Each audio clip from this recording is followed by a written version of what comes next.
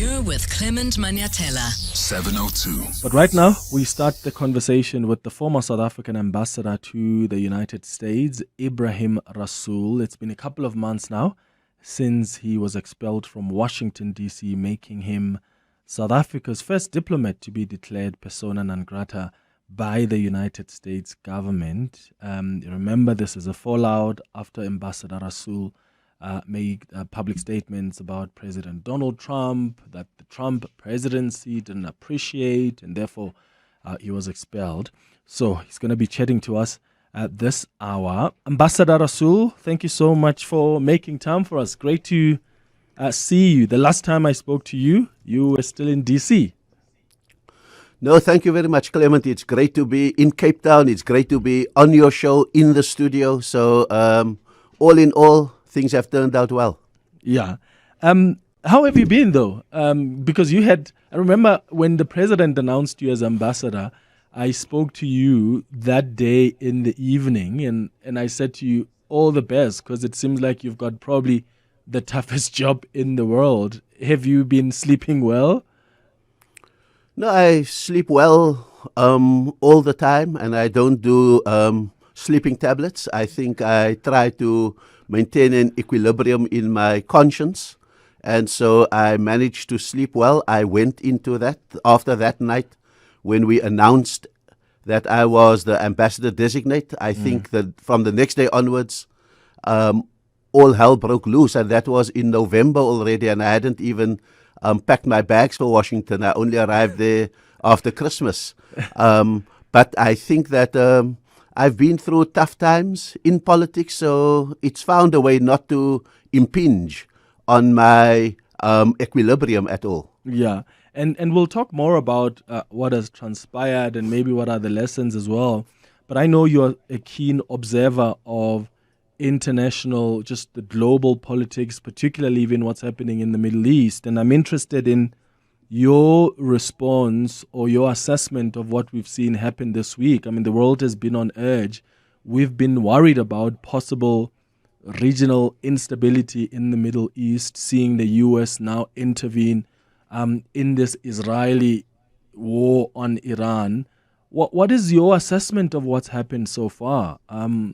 Were you surprised at all by the U.S.'s actions this week? No, I think the only one who's surprised would be those people who really think that Donald Trump is an instinctive, unpredictable person without a plan and without a set of end games. They are the ones, and it's very nice for media to think will he, won't he every day, but I think he does have a plan. And so, in a sense, I think that the Middle East is the sum total of a few different actions that have unfolded over the last 2 years. The one, of course, is Israel's push for the end game in Palestine, which involves a genocide and which I've also insisted that time involves a patricide, the killing of the idea of any Palestinian state at all. That thing is proceeding, and I think it's the one piece that will be concluded quite soon after the peace now with Iran. The second issue is the removal in this period of the Assad regime, which was the other big support for Palestine and Hezbollah and ally of Iran, and the total annexation now of the Golan Heights. So that piece of the puzzle has come together quite well for Israel and the USA. The third piece, I think, has been the collateral disabling of Iranian allies or proxies, as they call it, Hezbollah in Lebanon, being pushed beyond the Latina line, and the degrading of the Houthi capacity in Yemen, and at the same time, the besieged nature of Hamas in Gaza itself. I think what we have seen in the last 12 days is the coordinated assault on Iran, on the supposed, and we're seeing the repeat of the 2003 movie. 2003, did Iraq have weapons of mass destruction? This version, 2025, says, was Iran really 3 days away from a nuclear bomb. The US own intelligence said no. The atomic energy people said no. Iran said no. The only one who was ringing that bell was Netanyahu, and the only one who acted on it really was Donald Trump. Which brings the question, when Donald Trump takes these kind of decisions based on foreign policy, are they based on the United States foreign policy, or is it pressure from Benjamin Netanyahu? No, I think that Donald Trump gave it away. I think that there's enormous pressure from Benjamin Netanyahu, but he has many proxies in the United States itself. It is the people who pay for the MAGA and even the Democratic senators and Congress people to get into office. It's really the strength of particular lobbies. So when Netanyahu speaks, he speaks to an entire constituency who speaks back to Donald Trump, and so the pressure is transferred. But Donald Trump gave it away when he said, thank you, Netanyahu, we have done this together. We've been an excellent team from the beginning. And so this idea of a bumblebee in the White House is not one. It is one of enormous coordination. And the fact is that had Donald Trump really obliterated the nuclear capacity of Iran, we should today be having a sense of radiation coming out of that destruction. And the truth is that either whatever highly enriched uranium Iran had was removed prior to the time, or it did not exist in those places that the bunker busters had gone into. I mean, to this point, Donald Trump claimed when he held a press briefing that we have totally obliterated the facility. I mean, when you look at Fordow, for instance, and yet his own defense minister said, well, we're still waiting for a damage assessment. They couldn't tell what the extent of the damage was to this point, which is the question I was asking earlier is, so what was really the point? You've bombed a country based on pressure from Benjamin Netanyahu, because clearly, as we have seen, and I played clips yesterday on the show from even Marco Rubio, the Secretary of State, when he was asked, did you act based on intelligence that said Iran has decided to build these weapons? And he said that's irrelevant. So absolutely, if that is irrelevant, then what when you say we're sending the military to go bomb, what are you acting on? If you're saying it's irrelevant whether or not they have decided that they are going to build nuclear weapons. It's irrelevant to the objective of disabling Iran's military, and they've done that by taking out their top military leaders successfully, by degrading their missile launches, I think fairly successfully, and by threatening regime change, which I don't think that they will do, because they still remember the day after regime change in Libya, the regime change in Iraq, the regime change in Afghanistan, and the chaos and the extremism that emanated from those places that have engulfed the war. So this time around, they are not going to indulge the idea of regime change, simply because the blowback out of it will be enormous, and they have been drawn into 30-year wars as a result of that.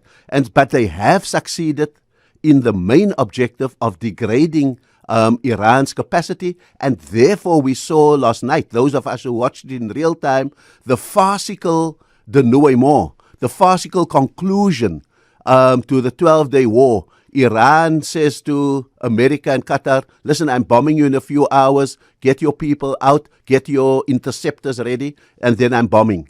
And then claims it's a mighty victory. Trump says, okay, you've got it off your chest now, let's talk. Israel says, I must show my people, and I'll bomb till the last second of the ceasefire, and then accept the ceasefire. So it's a farcical conclusion to a tragedy that is still ongoing in Gaza, in the decanting of the Palestinian people from their lands. And so that really is, unfortunately, what global politics have come to. Tragedy punctuated by farce. Yeah. Let's look at diplomacy now, because various countries have responded to the US's actions. From your own experience as ambassador, what is the perfect way to respond?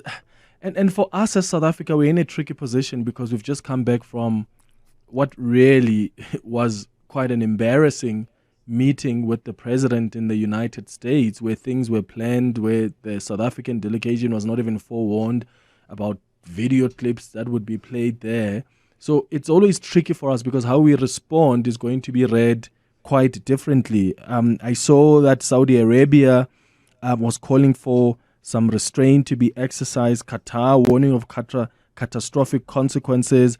In Russia, you had some politicians there warning that a number of countries are ready to directly supply Iran with their own nuclear weapons. Do you think that we responded effectively as South Africa? Because in our statement, the president said that we are hoping that President Trump should use this influence and that of the U.S. government to prevail on the parties to pursue a dialogue path in resolving their issues of dispute. But there was no condemnation. Now, look, I think that South Africa is a lot more vulnerable than people think. When you're in your own country, you think you are mighty, you've got this whole history, you've produced all these great leaders, you've made the breakthrough of the 20th century, and so you feel flushed. And in some extent, we are justified in feeling flushed on the whole, that we have a moral authority in the world, that when we speak, there are large bodies within the USA that would be South Africa's constituency, and we do make an impact. But on the scale of trade and military and other strategic assets, South Africa is very vulnerable and very dependent, precisely because our strength is our integration into the Western economy, and our weakness is our integration into the Western economy. And so, in a very real sense, South Africa has to act with restraint. At the same time, the United States and Donald Trump has shown that you can be engaged in negotiation and be double-crossed at the end. In the same way that Iran thought they were actually engaged in negotiation, the U.S. asked, can we have our final negotiation not on day 60 when it expires, but on day 63? And on day 61, Israel bombs the guts out of Iran, saying the time is up. And Donald Trump says they should have come to me earlier with a total surrender. So the point is, you cannot trust the U.S. even when you are negotiating, because in diplomacy today, the notion of good faith has been eroded. The notion of rules of negotiations and engagement have been destroyed. The notion of civility in diplomatic engagement is out of the window. The Vienna Convention is a shell of itself and is not the gospel of diplomacy any longer. And therefore, that's the kind of choice a country faces when it engages the USA. It faces a choice. Do you go to orthodox diplomacy when you are dealing with a situation of diplomatic impunity? They do what they want to anyway. There are no rules. And so that's the choice that the world faces today. Is it orthodox diplomacy, or is it a diplomacy where you don't voluntarily tie your hands behind your back and pretend that what your interlocutor is saying is truthful, is serious, is this, even when the bare truth of, or the bare falsehood of what he says is so apparent? How does that, though, impact on our own principles and even our own foreign policy, those considerations that you're making about being part of, the Western architecture, for lack of a better word? Because at some point, yes, we need to make those considerations and know when to speak out, when not to. But at the same time, we still need to be committed to the principles we hold, committed to the commitments in our foreign policy.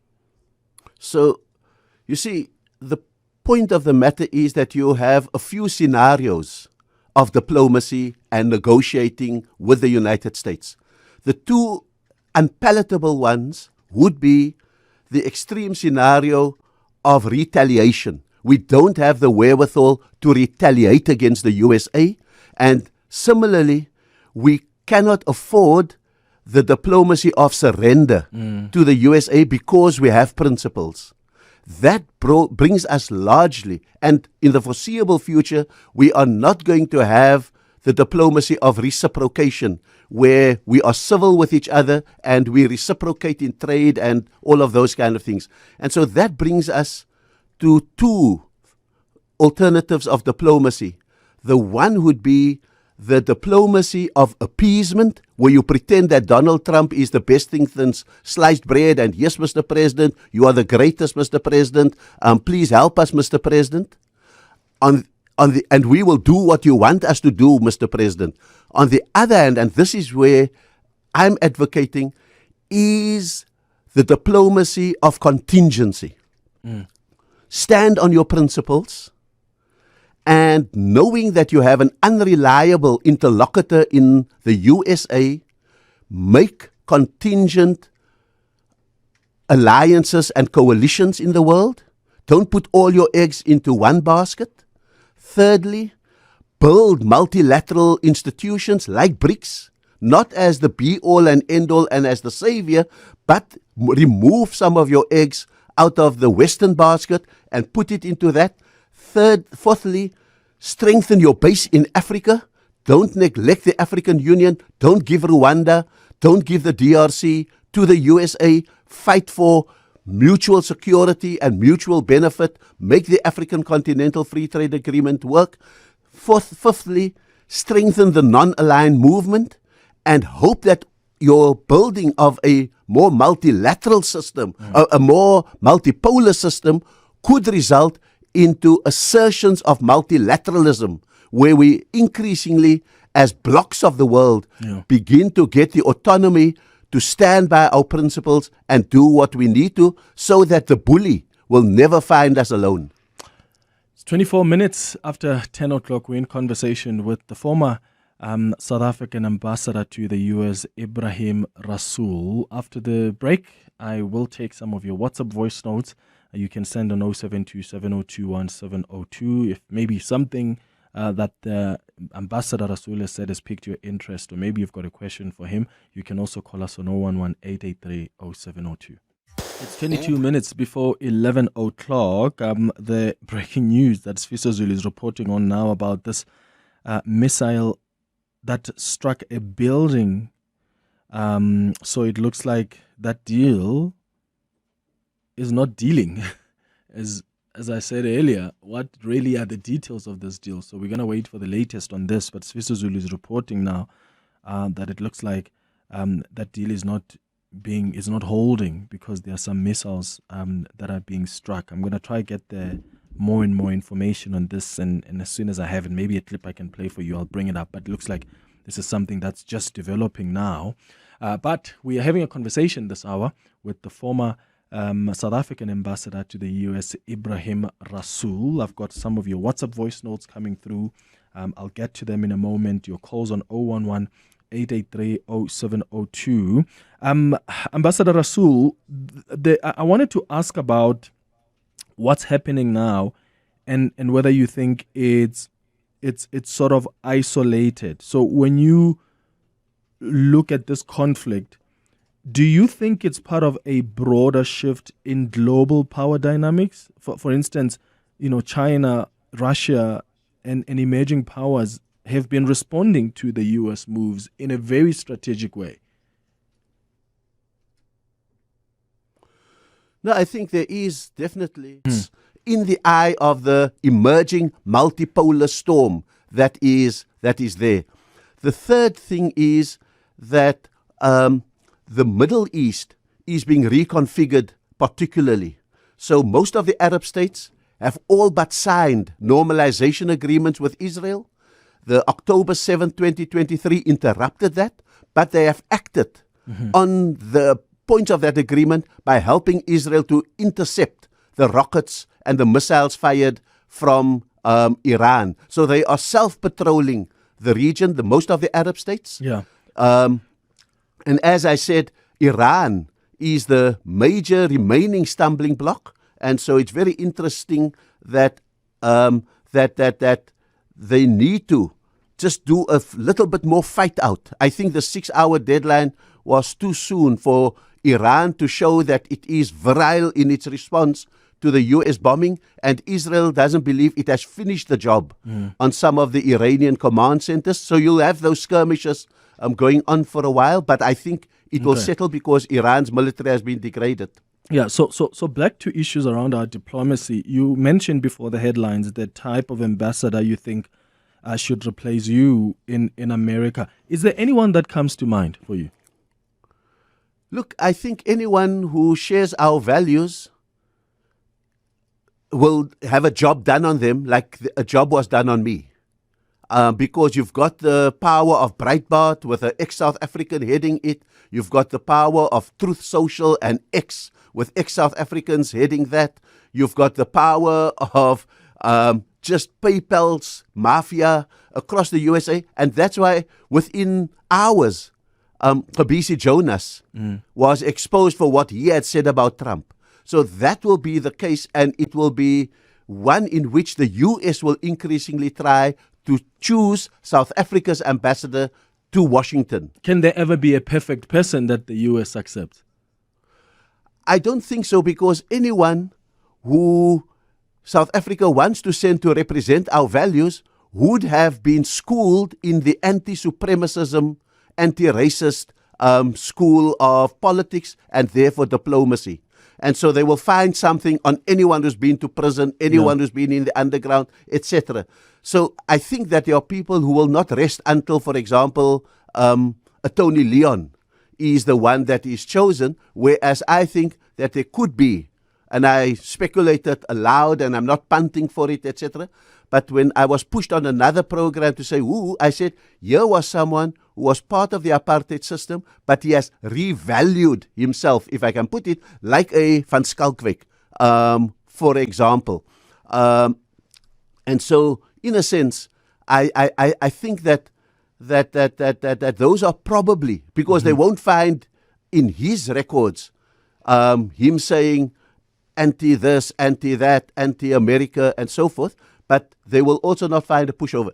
So we're looking for that kind of person rather than getting to names. What do you think of Kobisi Jonas? He wasn't part of the delegation, by the way, when we went to the Oval Office. And I heard when I was there in D.C. that there were some concerns that were raised about him. I know the presidency released a statement saying, no, there's a reason why he wasn't there. It wasn't because of anything else. But I heard on good authority that there were questions asked to the South African government about Kobisi Jonas and what he has said before. What are your thoughts? Do you think that's the person who can play an effective role in trying as that envoy in trying to reset these relations? I think that I have absolute respect for Kobisi Jonas's credentials and his integrity, and so I supported the idea that he should be the envoy and not be made the ambassador designate, because then he will be kept in limbo and not be able to do the kind of work while he is in limbo. I think that he's going to probably be unpalatable, and I must say that my sources in the U.S. also said that there were severe questions with a suggestion that if he comes, he may not be allowed into the Oval Office. That's what my sources say. I can't verify it, so I'm taking the official version that he was busy in London with prior arrangements. But the fact is, we are in a game where Trump is going to try to choose the South African ambassador for us, and therefore we may have to rely on high-level delegations going to do the business, while the embassy is a holding operation, a flag-flying operation and a support operation rather than the main interlocutor with the USA. Okay, let's go to some calls now and WhatsApp voice notes. Let's start with Azaria, who's calling from Pretoria. Azaria, what are your thoughts? Good morning. Good morning, Clement. Sure. You know, when I saw the president in the Oval Office, you know, I was really positive in what the spectacle that came in here. But what from Ambassador Rasool is raising, and which I did not found it to be proper in terms of him saying that we need to have an ambassador like him who pushed our human rights agenda and everything. But he said one thing, that the only diplomacy that we have a chance with at Donald Trump is a diplomacy of appeasement. So the other ones, when I look at them, consolidating African Union and all those particular things, are going to take time. I think, in my own humble opinion, for the next 2 years, we as a people dealing with Donald Trump, it will be on terms of appeasement. So humble ourselves and be a yes, yes, madam. What do you need? What can we do for you? Because why I'm saying that, there's going to be midterm Congress elections in the U.S. in a matter of 11, 2 years' time. Yeah. We might have a change in terms of that. Okay, Azaria in Pretoria, thank you so much for your call. It's 12 minutes before 11. I'll get the ambassador to respond to that when we return. More of your calls and WhatsApps after this. Talk. 9 minutes before 11 o'clock. Do you agree with what Azaria said before the break, that we need perhaps a policy of appeasement with the U.S. Over the next 2 years to buy time? So whatever Trump needs us to do, we always have to be able to be submissive to him. I don't know if I agree with that. I think that is really going to be a sad path for us to take. We're a sovereign state. We need to have relations with countries that respect our sovereignty. Similarly, so countries whom we respect, their sovereignty is respected. And that's how we've got to operate. We're always going to disagree on certain policy positions, but that doesn't mean, and that happens all the time with different countries. But to have a policy of appeasement like that, I think is going to send us on the wrong path. Ambassador Rasool, what are your thoughts on what Azaria said? I agree with you entirely, Clement, and the point is that's why I rested on a preferred scenario of diplomacy, which is contingency. On contingency, South Africa must build coalitions with countries that also are disaffected by Trump, and that we can do from BRICS to the European Union to South America, etc. Secondly, South Africa must build its contingency on knowing what its leverages are. We have 80% of the world's platinum, and we must go and bargain with the USA on that, because no car can drive without platinum in its catalytic converters. Thirdly, I think we need to stand by our values, because there's a constituency in the USA that we need to continue to appeal to, even if, and I remind you very briefly that in the 1980s, we did not get support from Reagan in the White House, but we built support amongst the dock workers, amongst the ordinary consumers, amongst students, universities, and so forth. And they came through for us and overturned Ronald Reagan's veto. So if we don't have that contingency standing on our values, we will not be able to pursue our interest with strength and with dignity, most importantly. Here's some WhatsApp voice notes that have come through. Hi, Clement. Clement Gwena here. Can you please ask the former ambassador that does he believe in the existence of Israel in the Middle East? And does he believe in Islamic laws or countries that gather against a different religious country like Israel? And does he think it was a good move to take a decision for the country that resonate with his own personal life than the constituency of the country? Thank you. Thank you for your question. Ambassador? I think that as South Africans, we have always stood by a two-state solution which presupposes the existence of Israel. I think Israel has even made the two-state solution impossible under the current situation. So what we are fighting for now is a simple existence of a Palestinian state within Israel. Islam ganging up against Israel, I don't think that a religion gangs up. I think that there are states ganging up. And if there is a ganging up, it is because there's a legitimate grievance in terms of the genocide against Palestinians, and therefore a ganging up becomes a resistance to what is happening. And I think what we want is a just outcome, a live and let live. And did I do a personal decision? When I went there and I said, we are not moving away from the International Court of Justice, I was representing a national position in South Africa. When I said we are not going to get out of BRICS, we were busy with a global alliance that South Africa had just convened. And very importantly, by the time I needed to call out what was happening, Donald Trump, on the basis of lies from AfriForum and Solidarity, had already implemented a 8 billion rand punishment on South Africa, which cost us 20,000 health jobs, 200 clinics and NGOs closing, and the possibility of major reinfection, for example, in the HIV pandemic. And so I was responding to a unilateral executive order that was issued against South Africa and implemented. And therefore, it was not a personal decision. It was, in fact, in defense by calling out the lies that had led to that decision. Mm-hmm. Are you happy with how our government handled your expulsion from the time it happened and when you returned? If I was the government, I would do exactly the same thing. Be cautious, because you're building a contingency. Our interests are still enormous. I go so far as to say that Donald Trump always likes a win before he backs down. And if his win was that he got the head of the South African ambassador, he tried to humiliate him, he tried to send him back, and now he can get on. And he says this all the time, that he wants a win.